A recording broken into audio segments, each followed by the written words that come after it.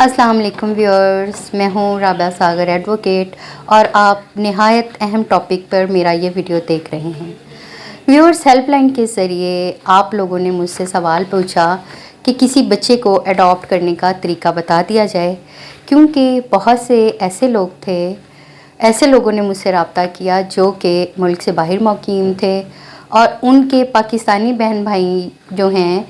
उनसे वो बच्चा हासिल कर चुके हैं, अडॉप्ट कर चुके हैं, अडॉप्शन डीड भी बन गई है या ज़बानी तौर पर जो अडॉप्शन का जो एग्रीमेंट है वो हुआ है। लेकिन अब जब वो बच्चे को कानूनी तौर पर बाहर ले जाना चाहते हैं तो कोई ऐसी डॉक्यूमेंट उनके पास नहीं हैं जिसके ज़रिए वो एक माइनर जो है उसको अडॉप्ट करके अपने साथ मुल्क से बाहर लेके जाएं। तो आज का ये जो वीडियो है ये ख़ुसूसी तौर पर पाकिस्तान में एडॉप्शन का जो कानूनी तरीक़ाकार है उसके हवाले से रिकॉर्ड किया जा रहा है और इसमें बच्चे को अडॉप्ट करने के लिए किस तरह से आपने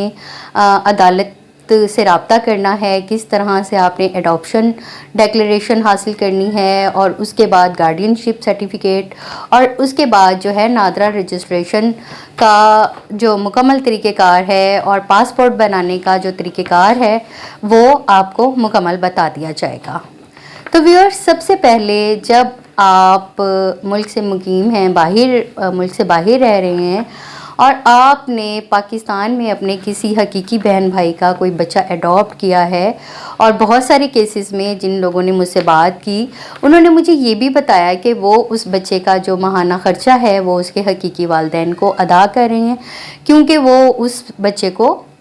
अडॉप्ट कर चुके हैं। तो अब उनको कानूनी तरीक़ेकार बताया जाए क्योंकि वो उस बच्चे को जिसको वो ज़बानी तौर पर या एक एडॉप्शन डीड के ज़रिए जो कि उन्होंने आपस में तैयार की है उसके ज़रिए अडॉप्ट कर चुके हैं, तो अब उनको बच्चे को अपने पास बुलाने में, अपने मुल्क में बुलाने में जहाँ पे वो इस वक्त रिहाइश पज़ीर हैं, मुश्किल पेश आ रही है। तो इसका सबसे पहले तरीका जो मुकम्मल तरीका है वो ये है कि सबसे पहले आपको अपने जो पाकिस्तान में मुकीम बहन भाई हैं जिनका बच्चा आप अडॉप्ट कर चुके हैं, सबसे पहले वो जो वालिदैन हैं वो उस बच्चे का एक मेडिकल सर्टिफिकेट बनाएंगे जिसे ICA भी कहा जाता है, मेडिकल रिपोर्ट भी कहा जाता है, डॉक्टरी सर्टिफिकेट भी कहा जाता है, जो कि एक डॉक्टर की रिपोर्ट है और वो जो डॉक्टर हैं वो उस इलाके का एक लोकल डॉक्टर है। इस मेडिकल सर्टिफिकेट में बहुत सी ऐसी तफसीलात होंगी जो बच्चे की पर्सनल तफसीलात होंगी, जैसे कि बच्चे का नाम, बच्चा कहाँ पैदा हुआ है यानी कि उसके पैदाइश का शहर, उसकी तारीख़ पैदाइश और उसके जो हकीकी वालिदैन हैं उन पेरेंट्स का नाम, उनका मुकम्मल एड्रेस और कांटेक्ट इंफॉर्मेशन जो है वो इस मेडिकल रिपोर्ट में बना के एक जो डॉक्टर साहब हैं, जो मुस्तनद डॉक्टर हैं, वो आपको देंगे। उसके बाद आपका एक स्टेटमेंट होगा, एक डिक्लेरेटरी स्टेटमेंट। उन पेरेंट्स का जो बच्चे के हकीकी वालिदैन हैं वो एक स्टेटमेंट तैयार करेंगे जिसमें वो इस बच्चे के जो मुख्तलिफ़ सरकमस्टांसेस बताएंगे, यानी कि बच्चे की उम्र कितनी है और वो किन हालात की बिना पर ये जो बच्चा है अपने हकीकी बहन या भाई को जो मुल्क से बाहर मौजूद है उसको उनकी ज़ेरे सरपरस्ती दे रहे हैं, यानी कि वो जो बाहर वाले उनके जो अडॉप्ट करना चाह रहे हैं उनके बच्चे नहीं हैं, या ये जो इधर वाले लोग हैं जो कि उसके हकीकी वालिदैन हैं वो उसको अफोर्ड नहीं कर सकते, या जो भी सरकमस्टांसेस हैं जो जिसकी बिना पर बच्चा जो है वो आप अपने अडॉप्ट करने के लिए रजामंद हो गए हैं, वो उस स्टेटमेंट में लिखेंगे। इन दो दस्तावेज़ात को मुकम्मल करने के बाद आपने ये करना है कि जो इस इलाके की, जिस इलाके में ये बच्चा और उसके वालिदैन रिहाइश पज़ीर हैं, वहाँ पे सिविल कोर्ट में एक दावा दायर करेंगे जिसका उन्वान होगा सूट फॉर डिक्लेरेशन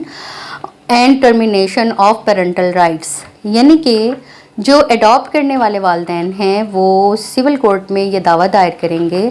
کہ اس بچے کو ہم اڈاپٹ کر لیں، اور جو حقیقی والدین ہیں ان کے پیرنٹل رائٹس ختم کرتے ہوئے جو اڈاپٹ کرنے والے والدین ہیں ان کے حق میں جو پیرنٹل رائٹس جو ہیں وہ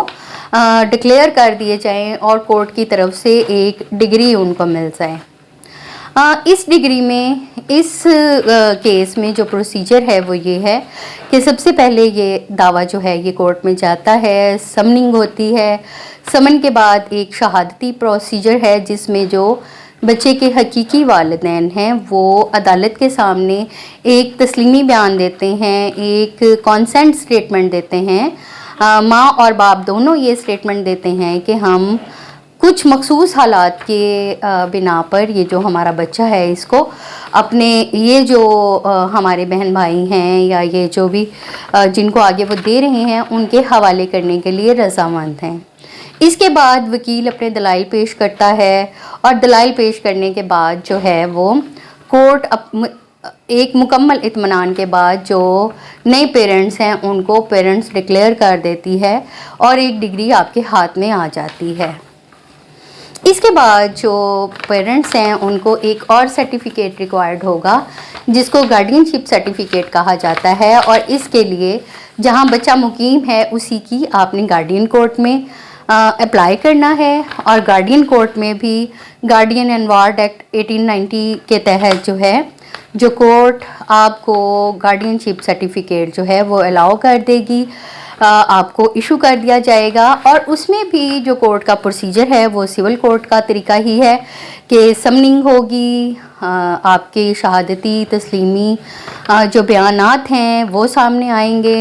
اور اس کے بعد وکیل کے دلائل کے بعد جو عدالت ہے وہ ایک گارڈین شپ سرٹیفکیٹ نئے پیرنٹس کو جاری کر دے گا۔ اس گارڈین شپ سرٹیفکیٹ کے بعد جو نئے پیرنٹس ہیں جنہوں نے بچہ اڈاپٹ کیا ہے وہ بچے کے